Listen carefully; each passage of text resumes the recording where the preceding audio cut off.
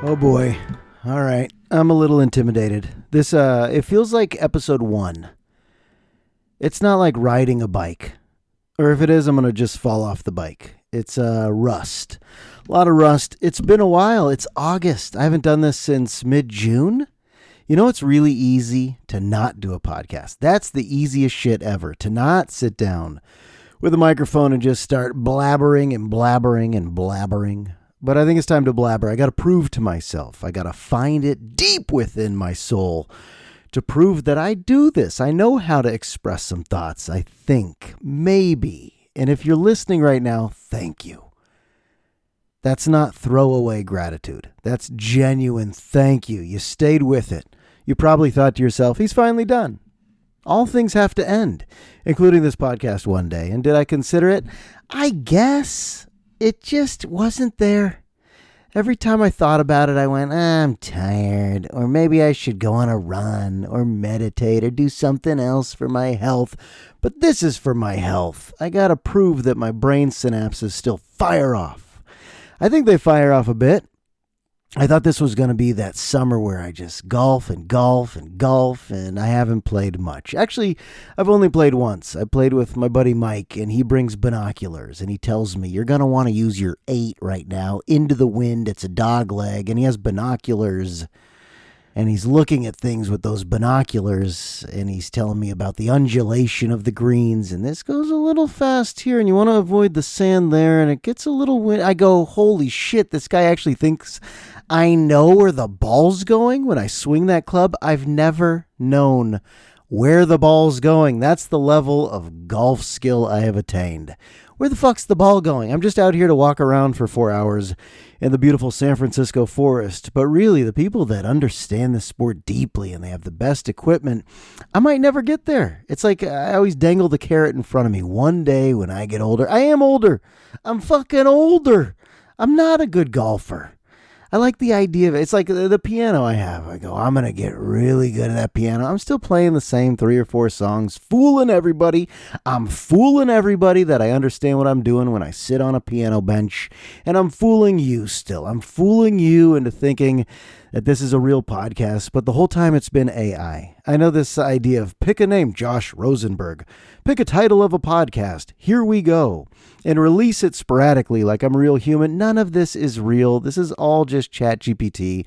I picked some voice. I wrote in 43-year-old Jewish guy who complains a lot. All right, that's the character. But this is all robotics, okay? This is all artificial. And if you've listened to me, there's no wife, there's no kids, there's no house, there's no teaching job. All of this is just a creation that came from a little ChatGPT script that's being recited by an automated voice. Do you believe that? Could you believe that? Isn't that where we're going? Oh, folks, let's jump into this bitch.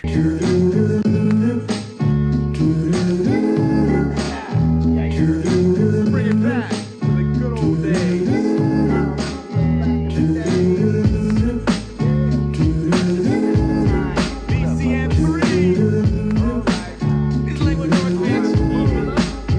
It was all a dream. He said it was all a dream. I used to read Playboy magazine. You read it? That's the oldest hack joke ever. I got Playboy magazine for the articles. Although, guess what? The interviews were good. Jimmy Carter once got in trouble. This is an old reference. Jimmy Carter. Now it's funny, the scintillating gossip that we have about our politicians. It's like real crime shit. Back then it was like, Jimmy Carter, this church-going Christian, should not be doing interviews with Playboy magazine.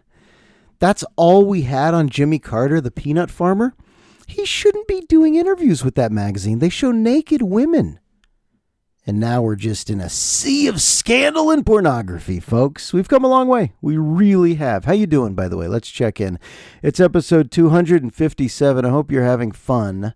I hope you're on the roller coaster of life. I'm not just going to say, I hope life's great. Life's not great.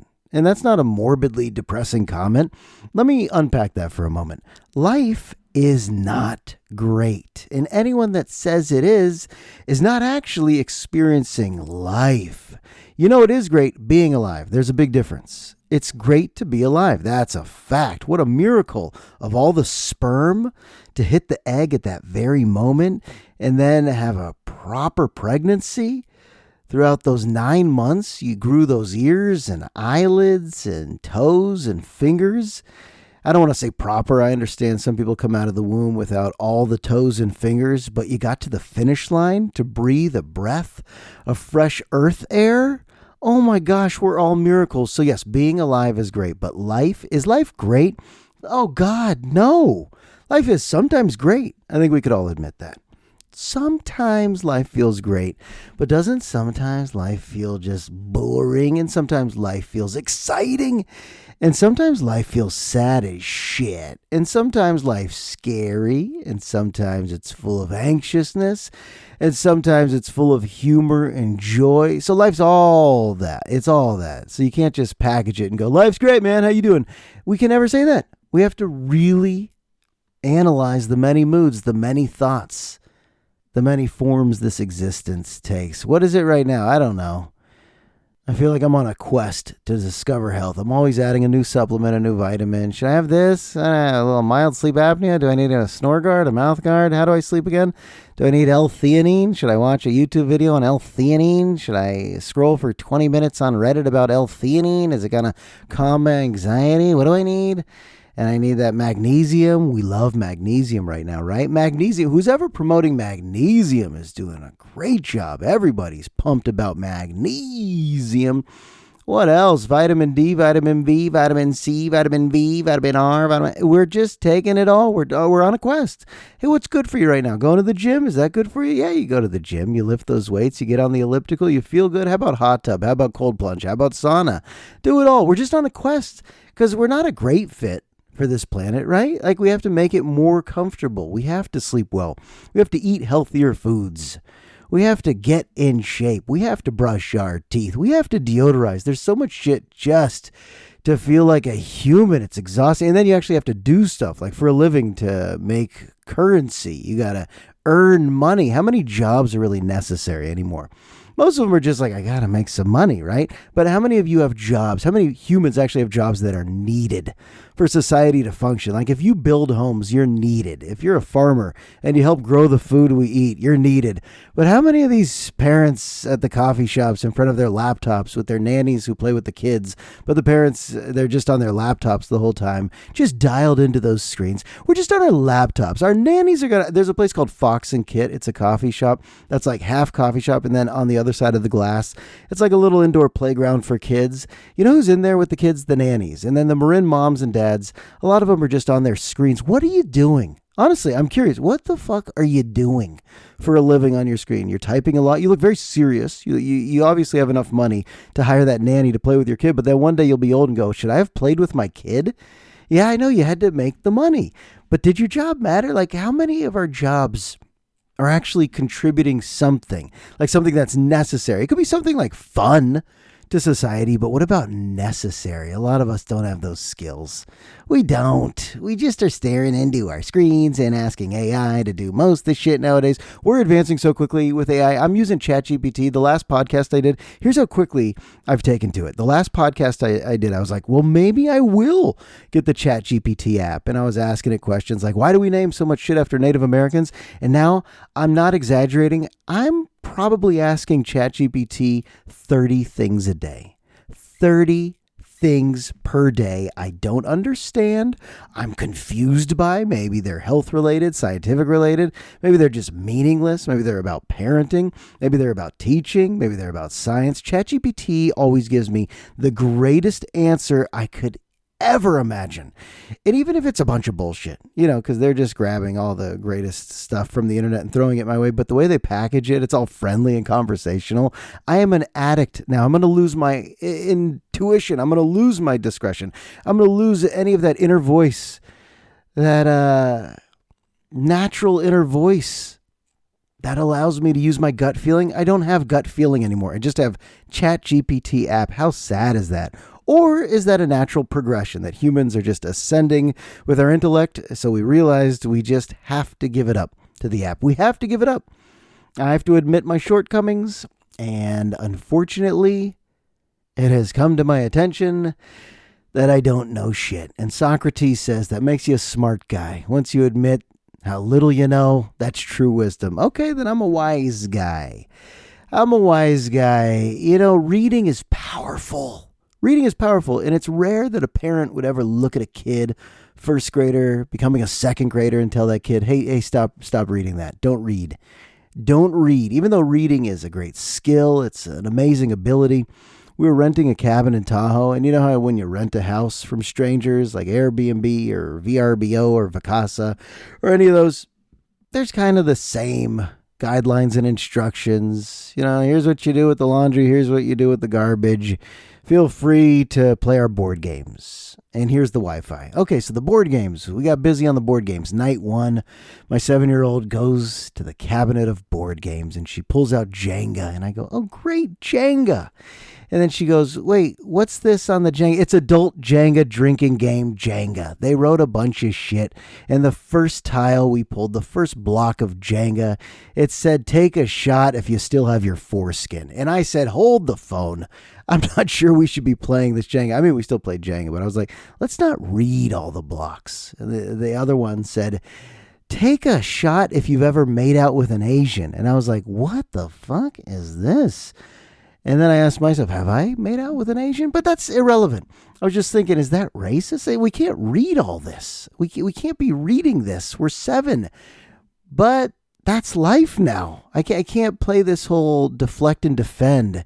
When a kid develops the ability to read, they can read anything. If the news says breaking news on TV, double homicide, murder, and the kid says murder, homicide, I'm reading these words. What do they mean? I'm in that phase of life. I'm not sugarcoating anything. I mean, I'm probably sugarcoating a little bit, like foreskin. I didn't even entertain the idea of discussing foreskin.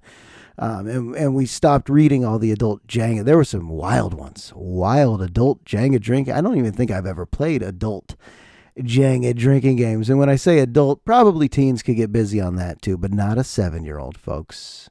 Take a shot if you still have your foreskin. Were the real people who created that drinking game at that Airbnb cabin we stayed at, were they really playing by the rules? Was one guy like, yeah, I still got it in the old sleeping bag.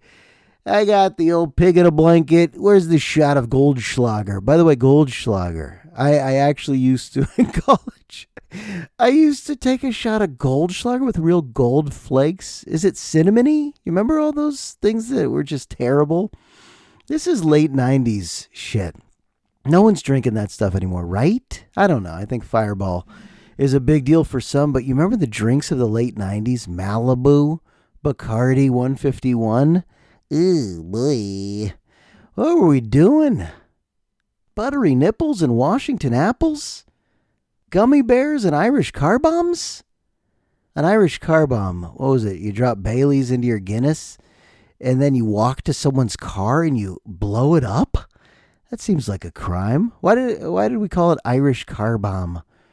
Is that derogatory in some way? I don't know.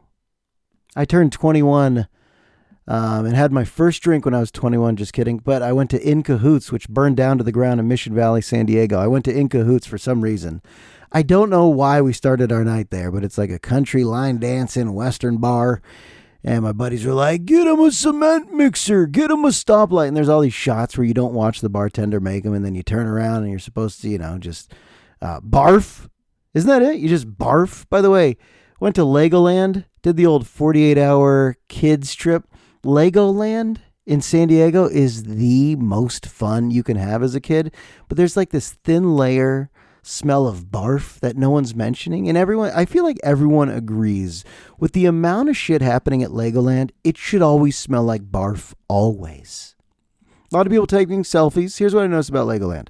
It's not all about Legos. I think most of you knew that. It's not all about Legos. The hotels that are connected to it looks like hell on earth to stay in the Lego hotel. I'm sorry. You're in San Diego. Get away from the Legoland at night. In that dark room, I'm just picturing, oh God, what I picture, I've never Googled pictures of the Legoland Hotel, but what I'm picturing in my head is worse than San Quentin. I don't know. I don't know why. But yeah, that thin layer of barf. It's a lot of rides. Kids just making the height. Oh, are you 30 inches? Are you 33 inches? No? All right, we'll still let you on. What do you have in your tummy? A hot dog, slice of pepperoni pizza, some cotton candy, a little Jolt Cola. All right. There's just barf all over the place, and it's so motherfucking fun. And then the next day, SeaWorld. And I was surprised to see that SeaWorld still has an orca show. Really? SeaWorld still has the orca show? They don't call it Shamu anymore, and they no longer breed the whales. I had to look that up on ChatGPT. I was like, I saw the documentary Blackfish. What are we doing? What are we doing here? I thought we were putting the whales in a state of psychosis, and now it's an educational show. Well, guess what? I went. No, it's not. It's the same level of entertainment. It's just less trainers riding the whales. They used to ride the whales. Oh, there's still the splash zone. There's still silly shit going on, but they're not breeding the whales. There's just a lot of whales who are fucking each other and having more kids. But we don't use the term breeding, and we don't use the term entertainment. We use the term educational. I had to learn all this. I was like, why are there still whales putting on a show at SeaWorld? I thought we put an end to this, folks. And don't judge me for going. Okay, judge me a little bit, but don't judge me a lot of bit for going. And they have a lot of hot people on the Jumbotron saying things like, we're here to protect. Just like vague comments. So the whales are still in that big pool doing their flips and splashing people in the first 10 rows. But then occasionally there's just this giant screen and like hot people either on the coast or at SeaWorld, and they're in their trainer gear. By the way, who are these trainers? Are they just actors or are they actually training? Watch the trainers. If you ever go to a show like this, what are they even doing? They're just feeding the whales a bunch of fish, right? What are they training? I don't know. But they're saying the vague shit that makes you think, oh, they're really taking care of those whales. They say things like habitat for all. I go, what the fuck? Habitat. An environment to succeed. As, wind is blowing through her blonde hair. It's an environment meant to thrive for our whales. Okay, there's not like, big fat bald guy saying, hey, the whales are doing great. No, they've changed their approach entirely. If there's hot people dressed in trainer gear telling us things like a habitat where whales can really get to know themselves, and we in the audience, us dumb fucks who are cheering for these whales and still going to these shows, we're like, yeah, this is really, it's conservation in a way. This is science. It's still complete abuse, right? Like, I hate to be Mr. PETA today, but not a lot has changed. I just don't think we call him Shamu anymore. But, God, it was entertaining, right? I can't virtue signal to the point where I'm like, oh, we can't be doing that. And I'm sitting in the crowd with a churro cheering on these whales. I was cheering on these whales. What was I cheering? I don't know. The dolphin show is great too. Clyde and Seymour's a little weak. Used to be better. I used to have a season pass to SeaWorld when I was in my 20s. Don't judge. Okay, judge. Don't judge. Okay, judge. And why is it that everyone at these parks who works there has a sing-songy voice? Why are all the guides who guide you through things trained, even, flight attendants, to people at museums, to people who help you park your car? Why are they always speaking in a voice that no one speaks in? And as you enter the park, strollers are going to go right there. Hydration fountains. Do you mean water? Hydration fountains, sir. Please don't interrupt. Hydration fountains are along the southeast wing. Southeast?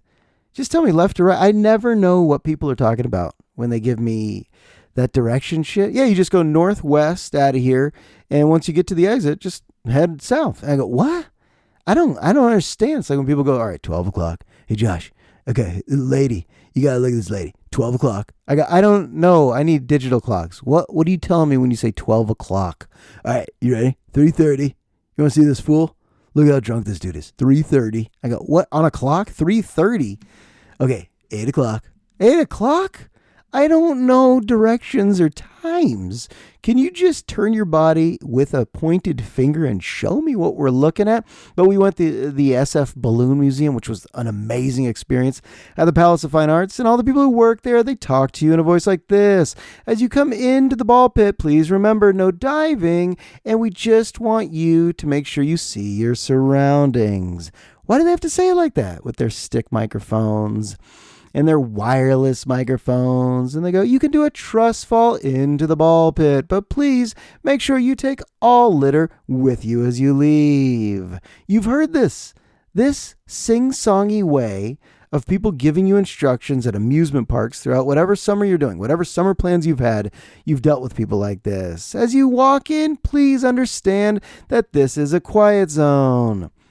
There's no training for that. It's just people who take these jobs understand this is how we have to talk now. This is how we have to talk now. Okay, you're going to want to hit it right to the left of the sand pit, and there's a little wind coming up.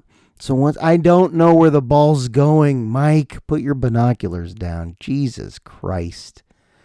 Oh boy. You know, there's not the summer viewing, like, you know, The Bear comes out every summer. It's a show on Hulu if you watch it. By the way, Hulu's so fucking expensive. Hulu caught me. Me and my buddy Rick, we were splitting it. 2 different houses. We were trying to split the bill. Hulu caught us. They're like, all right, one of you should not be leasing 50% of your Hulu to the other person. I'm like, how do you know Hulu? How do you know that we've been splitting Hulu? And they're like, we could detect your IP address. We know what you're watching. We see everything you're watching, Josh. When you fast forward to the boob scene in Revenge of the Nerds, Josh, I go, whoa, Hulu. Come on, back off. Okay, me and Rick will stop breaking the Hulu law, so we had to get our own respective Hulus for $100. But, oh yeah, The Bear. It's just so bad. But I had this thought. So if you ever see The Bear with Carmy, it's just a slow opening of a restaurant, and it is the most boring show, but for some reason it seemed watchable at first because everyone likes food porn, and everyone's a foodie, but the food stopped looking good, and the restaurant didn't even look fun, and the storyline plummeted, and this lead actor, I don't know who he is, but he was in the Iron Claw movie with Zac Efron about that sad wrestling family out of Texas. Do you remember that?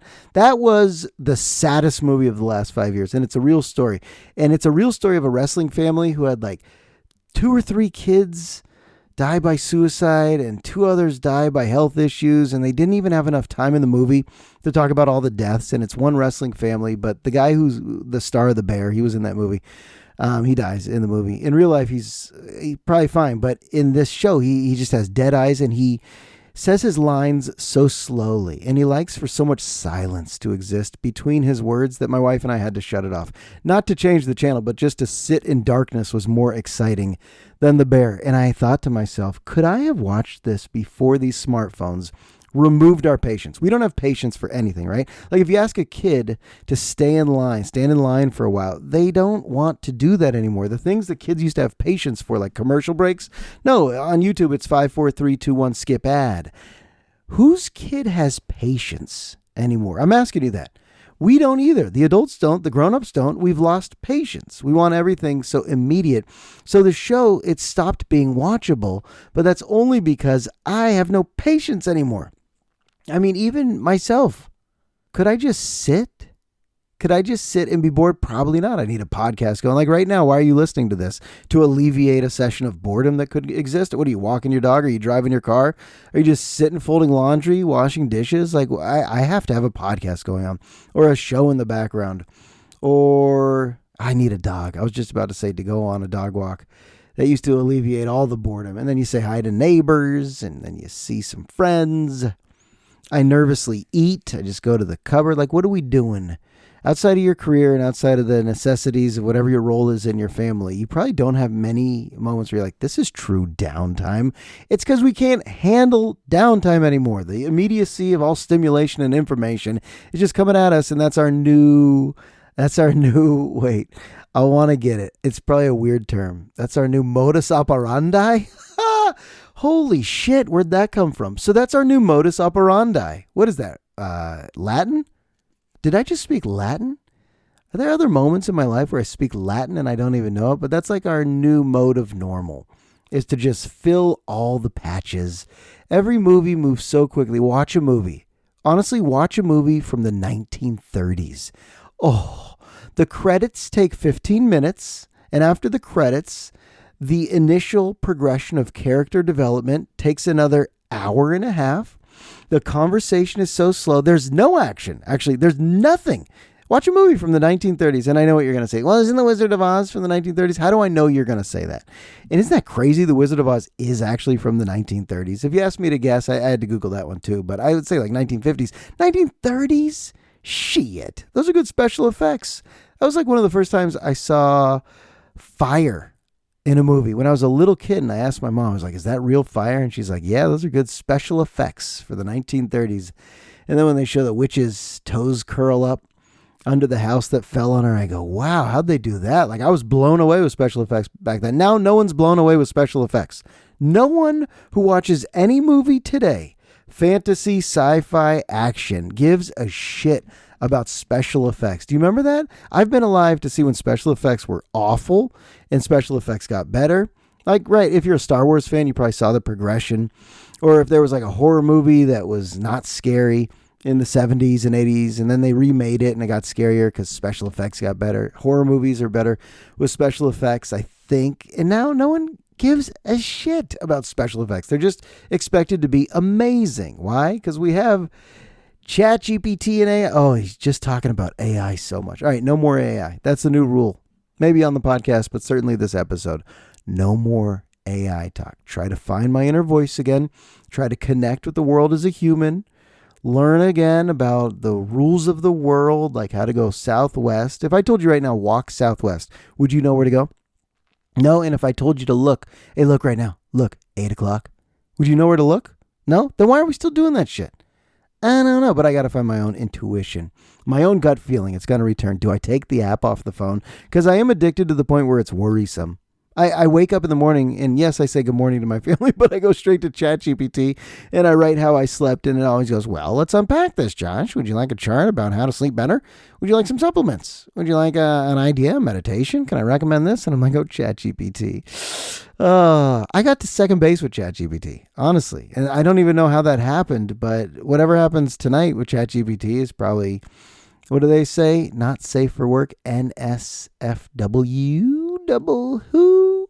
W, tell me if you know this. There's a bunch of shit in the world we don't understand. Actually, most shit. But why when there's spray paint on the street, does it always say USA?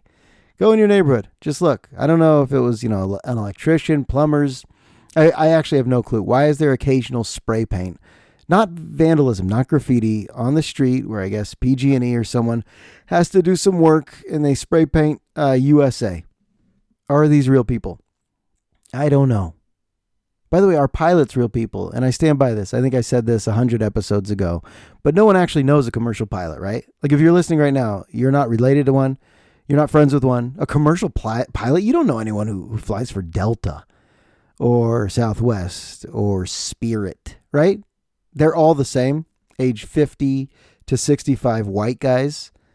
You've never seen anything else but white guys age 50 to 65 who are commercial pilots, right?